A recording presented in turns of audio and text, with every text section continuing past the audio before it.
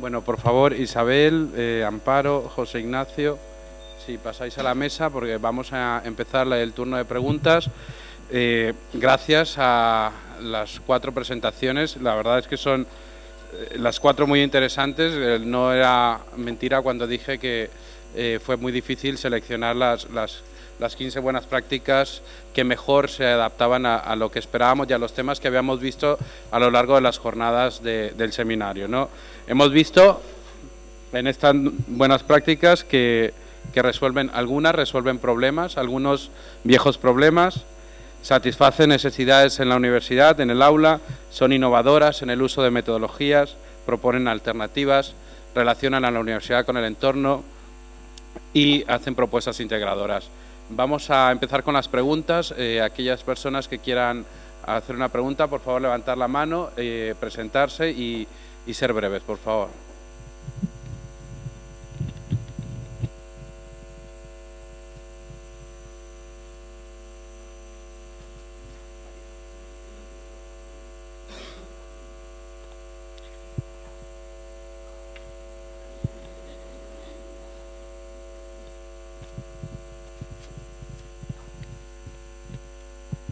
Muchas gracias, Ana. Era por participar, ¿no? Porque también apetece mucho, después de oír las intervenciones y los comentarios que se han hecho tan interesantes, pues conocer alguna cosa adicional. Mi pregunta y comentario está referido a la intervención de José Ignacio. Me ha gustado muchísimo y me ha recordado una historia que de forma muy breve voy a contar. El MIT es una institución referente de bien educar desde hace 150 años. Se preocupó desde el principio por la educación activa, por la combinación de la formación profesional con formación liberal de los ciudadanos, etcétera. Bueno, pues al cabo de cuando estaba a punto de cumplir los 100 años de vida, se plantearon qué hacer para mejorar su formación. Entonces de ahí salió un informe, claro, ya os he ido al oírte y lo digo en memoria, a lo mejor me equivoco, creo que se llama el informe Lewis, y llegaba a una conclusión, y era que los estudiantes van en la misma línea, te hablo de tú, ¿no? Tu intervención, y es que los estudiantes se preguntaban, ¿están demasiado cargados de trabajo que les impide ser creativos? Entonces llegaron a la conclusión que tenían que disminuir la carga, es decir, a pesar de la acumulación de conocimientos y del avance de la ciencia, etcétera, que era necesario disminuir la presión de trabajos encargados a los estudiantes para que fuesen más creativos y al mismo tiempo instituto tecnológico, formar más en componente humanística. Entonces, ese es un comentario. El segundo comentario muy breve es que me ha gustado lo que decía respecto a los resultados. Yo siempre he hecho como contraste, que más que me choca es lamento que sea así, que siempre cuando comparamos nuestras universidades con las buenas de otros sitios, los resultados, el porcentaje de aprobados o de éxito escolar es mucho más alto en ellos. Es mucho más alto. Me preguntase por qué. Estos que están en el top, como algunos dicen, ¿por qué en cambio es más fácil aprobar? Entre comillas, pero es más fácil. Y entonces yo solo quería preguntarte una cosa, bueno, dos. Una es el cómo, si habéis trabajado, a lo mejor es que se me ha escapado y lo has dicho y pido disculpas, el asunto de cómo crear un ambiente, cómo favorecer el ambiente del trabajo en grupo. Este es un asunto sustancial que yo creo que en los buenos instituciones universitarias se favorece y es una componente fundamental de la profesión docente ahí. Y luego una segunda cosa, y es, yo hace muchos años, cuando empecé aquí con numérico, yo doy clase en matemáticas, pusimos en marcha un sistema muy activo de trabajar, donde la evaluación no era lo fundamental, era fundamental que aprendiesen y nos centramos en esto. Entonces, era la primera promoción de un plan y eran los mejores alumnos en media que he tenido en mi vida. Bueno, pues aquellos alumnos tan brillantes que siempre que acababan las otras clases venían a una biblioteca que habíamos creado, era un grupo pequeño de 20 y tantos alumnos, afortunadamente en aquel tiempo, pues cuando llegaba el tercer trimestre, aquello que les podía resultar más atractivo desaparecieron, dejaron de venir, venían a las clases, pero no luego a reunirse allí con nosotros. Y entonces me dijeron un tema o un comentario que yo creo que es muy profundo. Dice, es que tu sistema no es competitivo y nosotros tenemos que aprobar las asignaturas. Entonces esa es la base de la segunda pregunta. ¿Cómo ponerlo en marcha solo en una asignatura o en un par de asignaturas si uno está rodeado de enseñanzas tradicionales donde lo que impera es el utilitarismo en ese avanzar, como decía, superficial por encima de los conocimientos para aprobar? Por lo tanto, es posible hacerlo de forma individual y luego el tema de cómo favorecer el trabajo en grupo, el ambiente para trabajar en grupo. Gracias.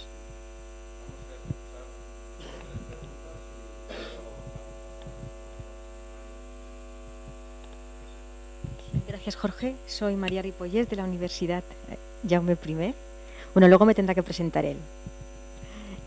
Bueno, yo la verdad es que me voy cargada de ideas. Me han parecido muy brillantes todas las intervenciones y espero poder aplicar algunas de ellas en mi universidad, en la Jaume I. Sin embargo, tengo una pregunta motivada en ese hilo, en el sentido de que soy muy práctica y quiero aplicar estas ideas, estas buenas prácticas en mi universidad, y tengo una pregunta para la profesora Amparo Jiménez en la aplicación de las buenas prácticas para la toma de decisiones profesionales. Sobre todo me preocupa o me gustaría saber, porque no acabo de entender cómo se aplica la técnica de los 6 sombreros. Es decir, ¿se aplica para analizar cómo perciben los estudiantes puntos fuertes, o sea, es decir, aspectos positivos, negativos en los diferentes perfiles profesionales? ¿O se aplica para ver cómo ellos pueden mejorar la eficacia cuando realizan los distintos perfiles profesionales? Y básicamente eso es lo que no acabo de entender, de cómo poder aplicarlo a la hora de aplicar. Entiendo bien el DAFO, entiendo que el DAFO lo aplicas para valorar cada uno de los candidatos en los diferentes perfiles, pero no acabo de ver dónde encaja o cómo encajar la técnica de los sombreros. Gracias.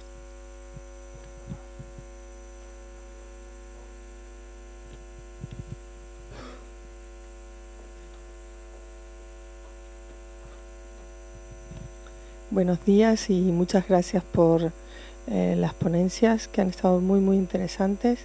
Y mi nombre es Fresia y soy de la Universidad Complutense, de la Facultad de Educación.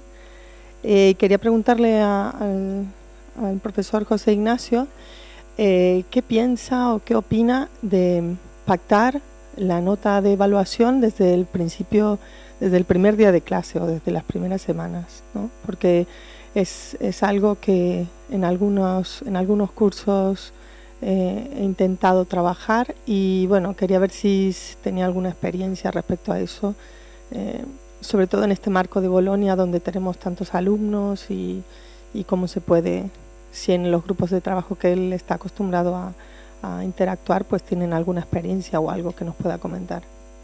Muchas gracias.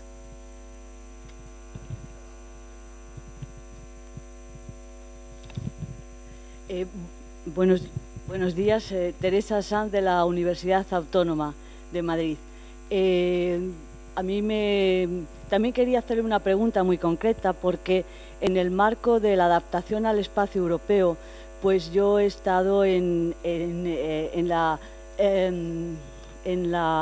una técnica muy parecida a la que se ha comentado aquí, con alumnos de economía en la licenciatura de Ciencias Ambientales, porque se suponía que al ser una asignatura un poco fuera del ámbito de la licenciatura, los alumnos no tenían que tener conocimientos previos y por lo tanto era óptimo para ensayar estos sistemas alternativos, entre comillas, digamos en medio de una práctica docente del otro tipo, ¿no? De clase magistral o bueno, de esa forma que se ha caracterizado aquí también. Entonces, una de las cosas que costó mucho más y que me gustaría insistir, o que insistierais un poco más en cómo se ha resuelto, es ese aspecto de la autoevaluación de los alumnos. Probamos diferentes sistemas y ninguno acabó de funcionar de una forma correcta. Si es posible, me gustaría conocer su trabajo en ese sentido. Muchas gracias.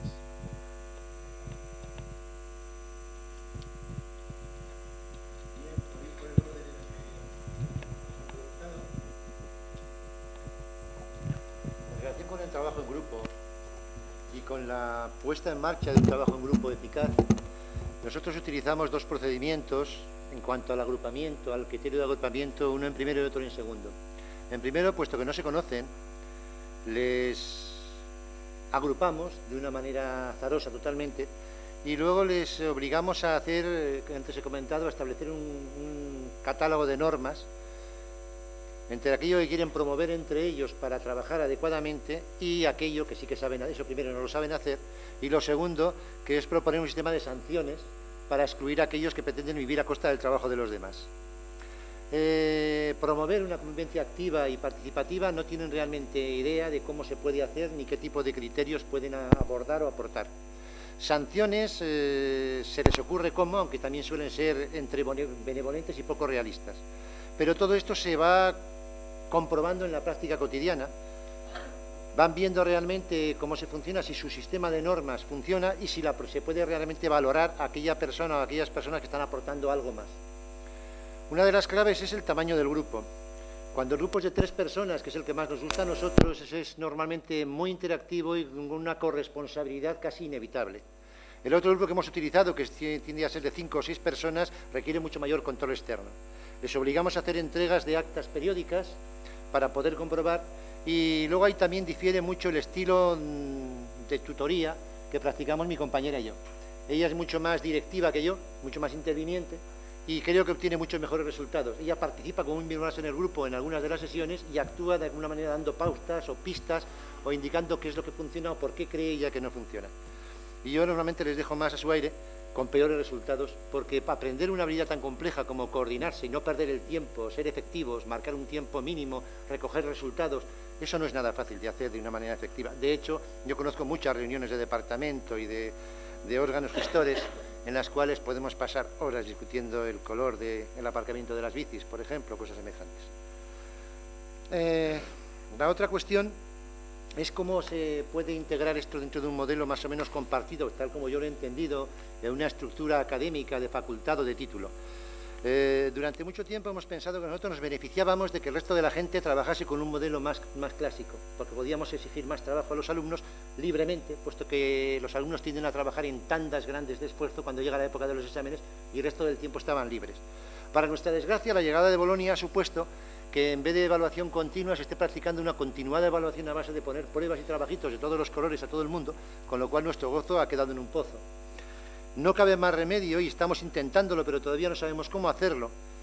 Yo creo que es básico reducir el nivel de demandas que se les hacen, el nivel de entregas que se les hacen y llegar a compartir o a construir demandas entre varios profesores, entre varias áreas de conocimiento. Eso cuesta, porque todos somos muy sensibles con nuestro campo del saber y consideramos absolutamente imprescindible, mientras que el de los demás es evidentemente menos valioso que el nuestro para nosotros. Es otro de nuestros defectos clásicos. Pero no nos va a quedar más remedio que ir por ahí.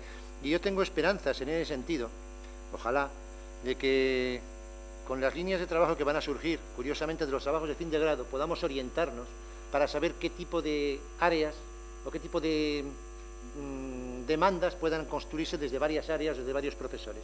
Pero hasta que no lleguemos a eso, creo que estamos trabajando en un ambiente irreal y que estamos contribuyendo a agobiarles de una forma inútil. Nosotros también, cuando antes sentíamos que éramos los que no agobiábamos, ahora nos damos cuenta de que agobiamos como los demás e incluso más todavía. Es una cosa que no hemos sabido resolver en este momento, o hasta este momento. Sigo respondiendo. Se preguntaba también por la cocalificación, si no he entendido mal.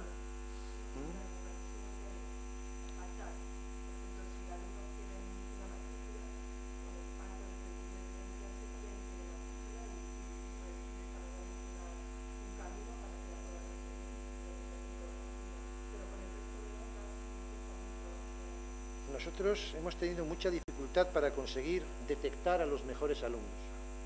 Este sistema de evaluación continua, en el cual te basas en pequeñas magnitudes que vas sumando, hace difícil suspender y dificilísimo sacar matrícula.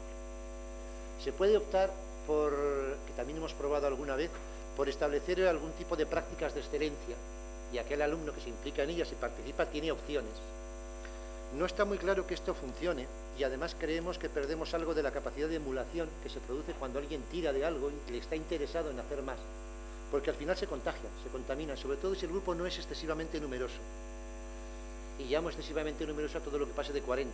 Yo con 40 soy feliz, pero estaba acostumbrado a trabajar con 120. Creo que con 12 sería mucho más feliz que con 40, pero como no lo he probado no lo puedo saber. Dado que hay compañeros míos que cuando tienen menos de 40 se sienten agobiados por la escasa humanidad que tienen delante, pues no lo sé, igual a mí me pasaría lo mismo, aunque lo dudo. En todo caso, creo que todos mis alumnos tienen 10 antes de empezar y yo les persigo hasta por los pasillos cuando no tienen 10 en cada una de las pruebas que realizamos. En nuestro caso tienen la opción de volver a elaborar la mayor parte de las pruebas, excepto una de las grupales más complejas, para lo cual no tenemos tiempo, las demás las tienen que rehacer. No he explicado antes que cuando un alumno nuestro tiene un 7 ya con algo en un examen individual, lo único que hacen con nosotros en ese sentido, pues le pedimos por favor, amablemente y de una manera, no digo coactiva, pero casi moralmente coactiva, que analice siguiendo una plantilla que le damos todos los errores que ha cometido en el examen y que le han impedido llegar a 10. Lo tiene que hacer, particularmente nos lo hace llegar y si no nos convence, y casi nunca nos convence, lo discutimos. Porque tienden a dar explicaciones del estilo de me he portado mal, he sido malo y la próxima vez voy a ser muy bueno. Que es lo que han sido educados para decirse a sí mismos, por sus madres y por el sistema, en vez de ir a buscar causas de error concretas y limitadas que puedan modificar en la siguiente intervención. Eso lo hacen en los trabajos, excepto en el grupal, en el examen, en los informes de grupo pequeño, etcétera, etcétera. Y pueden remodelar y volver a obtener mayor puntuación. Por cierto, no siempre la consiguen. Hay individuos que lo intentan de nuevo, tanto en el examen o mejorando el trabajo, y su valor final, de acuerdo, puesto que manejamos los mismos criterios, no vale más que el anterior. Eso es una cosa que es muy irritante, pero es real. Hay gente que no tiene recursos suficientes en ese momento de su desarrollo y de su conocimiento como para poder hacer un trabajo de mayor calidad que el que ha hecho la primera vez, a un examen. Claro, el examen es distinto, con otros contenidos, pero sobre la misma guía. Y la autoevaluación que me preguntaban, gracias, que si no veo una cara, no sé. Es potente como herramienta educativa, es dificilísima de tutorar y de guiar. Y es una prueba en la que además no admitimos la revisión como en las demás, porque se hace al final. No cabe otra cosa que hacerla al final, para valorar todo el proceso. Cada vez pautamos más y damos un guión más cerrado. Pero hay cosas difíciles de asumir, que demuestran que estamos muy lejos de su mentalidad. Por poner un ejemplo básico, una de las cosas que les pedimos es que digan para qué les ha servido cada una de las actividades de aprendizaje que hacen con nosotros, que pueden ser del orden de entre 15 y 20. No hemos citado todas antes. Raramente se acuerdan de citar más de 5 o 6. Y como han participado en ellas, e incluso han sido calificados en bastantes de ellas, eso quiere decir que o no se acuerdan en ese momento o les importa un pimiento, que también es posible.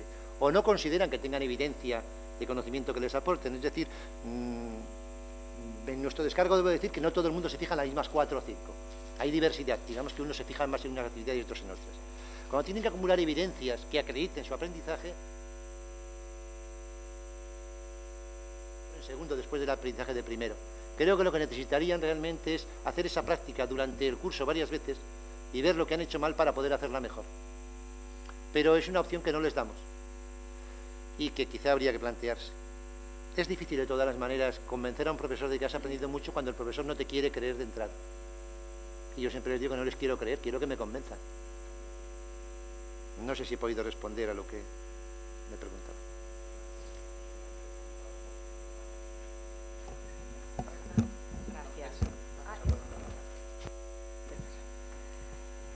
Bueno, espero responderte muy brevemente en relación a la pregunta. Nosotros utilizamos la técnica de 6 sombreros para pensar como 6 direcciones de pensamiento y lo que hacemos es elegir un perfil profesional, un campo de intervención laboral típico de una licenciatura, en este caso donde se realizó la experiencia es pedagogía, y lo desarrollamos en trabajo en pequeño grupo, como decía. El pequeño grupo serían 7 alumnos, cada uno de ellos se pone un sombrero, además físicamente se pone un sombrero porque implica un estilo de pensamiento. Entendemos que ese perfil profesional habrá personas que entienden que puede ser de su gusto, que lo entienden como muy difícil, que tiene una visión pesimista, optimista.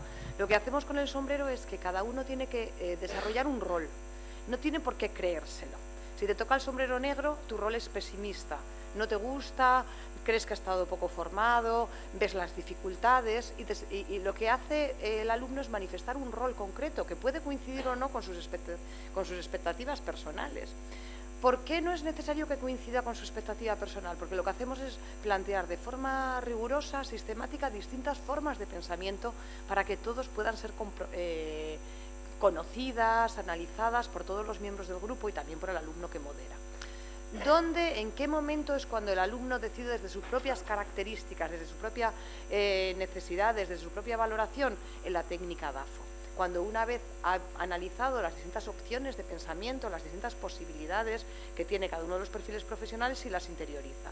Las conoce, han sido evidentes y las hace suyas. Entonces es ahí cuando él puede definir desde su toma de decisiones individual qué es el modelo de pensamiento que más se implica, más se relaciona en relación a cada uno de los perfiles profesionales.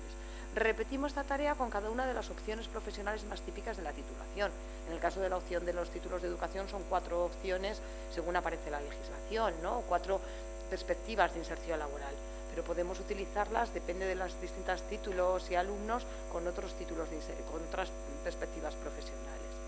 Es decir, obligamos a que aparezcan distintas formas de pensamiento, aunque los alumnos no las tengan, para que puedan conocerlas, para que no sean desconocidos para ellos. Para valorar un perfil profesional o un conjunto de acciones profesionales o de campos de trabajo concretos. Claro, para eso decíamos que el rol del profesor primero es fundamental, informar, analizar cada una de las variables para que los conozcan, porque nos hemos dado cuenta que muchos alumnos que llegan a cuarto de carrera dicen: es que yo no sé dónde tengo que trabajar, es que yo no sé para qué estoy formado, no sé cuáles son mis perspectivas profesionales o no sé qué quiero hacer porque las desconozco. Entonces tiene que haber un trabajo inicial de información, de planteamiento para que luego ellas puedan plantear aspectos positivos, negativos, distintas formas de pensamiento. Utilizamos la técnica para que sea más creativo y más riguroso y no perdamos esos flecos que muchos sujetos pueden tener, muchas ideas, una visión más pesimista, más optimista, mucho más rigurosa, más centrada en la normativa, y abarcamos un perfil profesional desde los distintos ángulos. Por ahí es donde va el... No sé si... Gracias, Amparo. Vamos a dar paso a un par de preguntas o comentarios por parte de los internautas y damos paso a la mesa para hacer un pequeño mensaje de cierre y pasamos a la sesión de post. Sí, buenos días. Voy a seleccionar directamente ya 2 preguntas y que ha habido actividad en las redes, pero bueno, voy a centrarme en las preguntas que vamos justo de tiempo. La primera la lanza Manuel Badenes vía Facebook para la responsable de la UNED. Y dice: ¿qué opinan las voces dentro de la universidad que dicen que no es tiempo para innovar e invertir más dinero, que dado los brutales recortes, lo que queda es resignarse y mantenerse como se pueda con los mismos objetivos o incluso menos ambiciosos? ¿Cómo romper ese hastío? Y luego un comentario pregunta que lanza Fernando Galán desde Facebook. Dice: hablando sobre buenas prácticas, considero que una de ellas, en los tiempos que corren, es apoyar la educación superior. Hoy he querido hacer un pequeño experimento en las redes sociales y he preguntado a ver quién me sabía decir, quién ha dicho lo siguiente. Y la frase es: son ellos los que nos ayudarán a cuidar de nuestro planeta, diseñarán casas inteligentes y desarrollarán nuevas formas de energía. Ellos descubrirán nuevos medicamentos, crearán cosas asombrosas y educarán a nuestros hijos. Y siempre recordarán el día en que alguien les dio su primera oportunidad.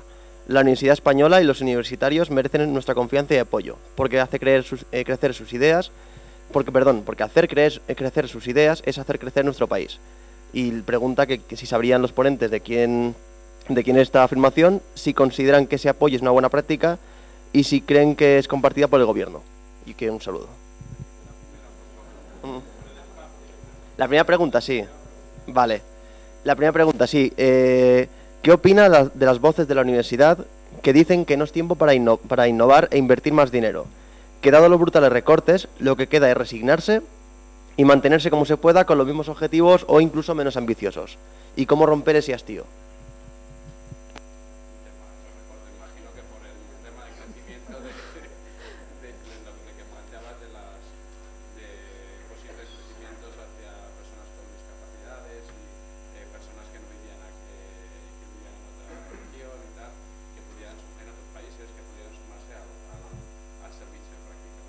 Yo tenía una pregunta para el tema este, porque normalmente en los sistemas de prácticas algunas de las principales dificultades que se presentan es a la hora de poder contactar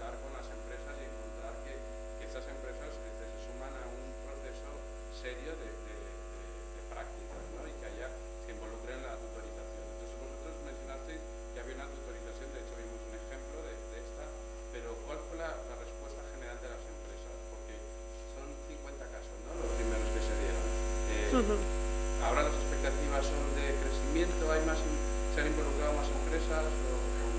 El ritmo es lento, por supuesto, es decir, hay que hacer un contacto muy amplio, es decir, contactamos con unas 600 empresas y la respuesta es cierto que es muy limitada, va con cuentagotas, porque primero es una modalidad de prácticas diferente a la habitual, hay que romper reticencias, están acostumbrados a tener presencialmente a un estudiante colaborando con ellos. Entonces, primero hay que romper esas reticencias. Sí es cierto que hay ámbitos, como hemos visto, el de las telecomunicaciones, el software, el de la tecnología, que ya están muy acostumbrados a trabajar de esta manera. De hecho, ya tienen clientes en otros países, dicen ya trabajamos a distancia. Entonces, realmente son los que primero se han sumado a la iniciativa y los que menos reticencias o más fácilmente se han adaptado a la modalidad. Pero sí es cierto que vamos creciendo despacio, pero que cada vez son más las empresas. Aspiramos incluso a ampliar lo que es la gama de titulaciones, porque obviamente hay titulaciones que pueden tener más representación en un puesto de prácticas.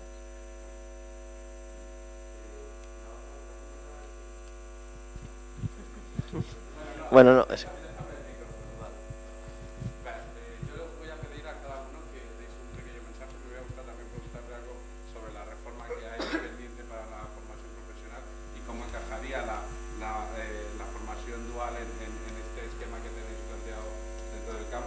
Pero en todo caso os pediría a todos que dierais un pequeño mensaje sobre vuestra práctica o sobre el tema que estamos tratando. Empezamos por aquí. 1 minuto, por favor, muy breve, si nos vamos a la sesión de pósters. Con mucha brevedad, yo quisiera recalcar de nuevo que la colaboración entre administraciones públicas en comunidades autónomas a distintos niveles de educación es fundamental para aprovechar los recursos disponibles y pensando sobre todo en los estudiantes. En este caso hemos pensado en los estudiantes de formación profesional porque el número de los que llegan a la universidad es cada vez mayor y hemos considerado que no existe la sobreformación, que no es incompatible tener un título de técnico superior y después un título universitario. No existe la sobreformación, lo que existe es el infratrabajo y el mileurismo, claro. Y bueno, luego podríamos hacer valoraciones muy brevemente. No tengo capacidad para valorar la formación profesional dual, puesto que no soy profesor de formación profesional, soy profesor de universidad, aunque tengo una larga experiencia previa como profesor de enseñanza secundaria. Sí puedo valorar el proyecto del 11 y me parece que es un pésimo proyecto, pero no está en nuestra competencia sí opinar, pero no reformarlo. Si los profesionales de la enseñanza participáramos en la elaboración de estos proyectos, seguramente serían más sensatos y menos dogmáticos. Bueno, yo muy brevemente simplemente me gustaría destacar la idea que la orientación profesional es una estrategia educativa que tiene que ser educativa y por lo tanto tiene que tener un componente de educación donde se plantee de forma rigurosa, con unos objetivos, con una metodología, con unas técnicas específicas y por lo tanto no es un apoyo técnico que muchas veces parece que dejamos la orientación profesional como una serie de píldoras, de consejos que le damos a nuestros estudiantes desde unos u otros organismos o desde unas u otras materias, que tiene que tener un componente mucho más transversal dentro de la formación universitaria y que es una necesidad, desde mi punto de vista, fundamental en el currículum universitario.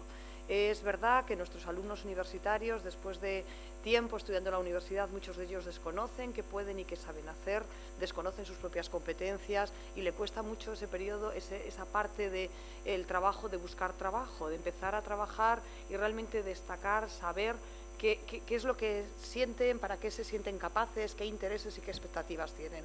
Con lo cual, considero que la gente que trabajamos en orientación profesional, en diagnóstico, le damos importancia a estos elementos, pero que debe ser mucho más transversal en el espíritu, en la filosofía, en las características de nuestra universidad.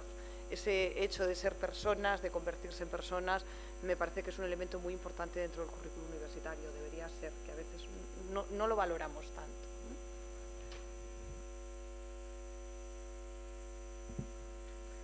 Como hemos dicho, nuestra propuesta de prácticas virtuales era, en esencia, una apuesta por una igualdad de oportunidades entre nuestros estudiantes. En nuestro caso, la Universidad Nacional de Educación a Distancia es nacional, es decir, tenemos representación en varias todas las provincias españolas, incluso fuera de nuestras fronteras, con lo cual pretendemos llegar a todos nuestros estudiantes. ¿Por qué han de verse a lo mejor privilegiados aquellos que residen en Madrid, donde el movimiento empresarial es mayor, donde sabemos que hay una mayor concentración de ofertas de empleo? ¿Por qué han de verse privilegiados? ¿Simplemente por residir en Madrid? No, nuestra apuesta, es decir, nuestra modalidad de prácticas lo que pretende es romper esa barrera, dar salida, dar oportunidad a todos nuestros estudiantes y de esta manera también llegar a todos los casos, aquellos que compaginan estudios con vida familiar, con un trabajo.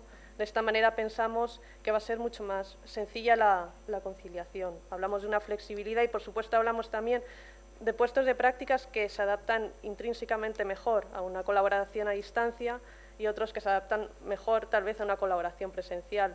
Para eso está también la modalidad inclusive semipresencial, donde podríamos combinar esta modalidad con otros tipos de colaboración o mayor presencia en la empresa. Pero es sencillamente una modalidad más a tener en cuenta dentro de lo que viene a ser nuestra apuesta por la inserción profesional de nuestros estudiantes y futuros titulados. Bien. Si hay que resumir de alguna manera, la mayor parte de los que estamos aquí emitimos todos los años y firmamos un montón de juicios. En todo país civilizado, un juez, cuando dicta una sentencia, tiene que fundamentar lo que ha dictado y si no lo fundamenta no tiene ninguna validez. Los profesores dictamos sentencias que afectan a la vida de los alumnos y a su futuro sin ningún tipo de justificación en la mayor parte de los casos. Ya va siendo hora de que compartamos con los alumnos los criterios que utilizamos y, si es posible, los construyamos con ellos, que es la única forma en la que los pueden asumir y poco a poco hacerse más autónomos en su aprendizaje, porque sabrán lo que está bien y lo que está mal también en cuanto a la calidad del conocimiento. Y no puedo menos de intentar, no digo responder, pero valorar de alguna manera lo que se ha preguntado a través de la red sobre los recortes. Como siempre, cuando hay problemas, lo pagan los más débiles. En mi caso tengo muy claro que lo están pagando en primer lugar los alumnos, muchos ya no pueden acceder, y se sabe que las inversiones en educación superior tienen un retorno altísimo. Eso lo han demostrado estudiosos, es decir, creo que es de 3 y pico por cada euro invertido. En otro aspecto también de los más débiles, grandes profesionales de la docencia que aportaban su saber real, el saber del mundo real, están siendo despedidos sistemáticamente. Quedamos los funcionarios, que no siempre somos los mejores ejemplares de docentes precisamente. Y muchas veces no conocemos el mundo real. Pero ¿qué decir de un país que no aprovecha ese retorno de la educación superior? Tenemos un caso parecido. Hay probablemente la inversión más inteligente que podría hacer este país en este momento es en técnicos de Hacienda. Pero tenemos un tercio de los que tienen los países de nuestro entorno, que no es que sean menos chorizos, son igual de chorizos, pero están mucho más vigilados. Si hay una inversión genial, es gastarte dinero en un técnico de Hacienda que investigue. No hay ningún interés. Sigo diciendo que no es una crisis. Como dicen otros, es una estafa.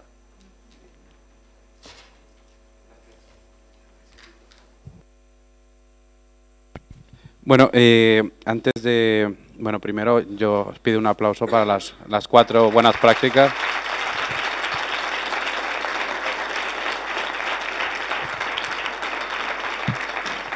Y os doy un par de avisos. Bueno, ahora nos iremos al café y también a visitar los pósters.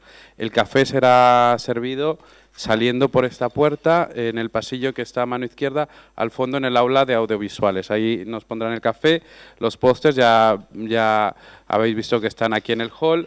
Queremos también agradecer a las redes que nos están siguiendo y recordarles, bueno, que después de los pósters, que volvemos a las 12:15, será la presentación de 5 casos más. Al finalizar habrá unas pequeñas conclusiones y también queremos entregar un pequeño regalo y reconocimiento a la práctica que fue mejor valorada por parte del comité de selección. Gracias.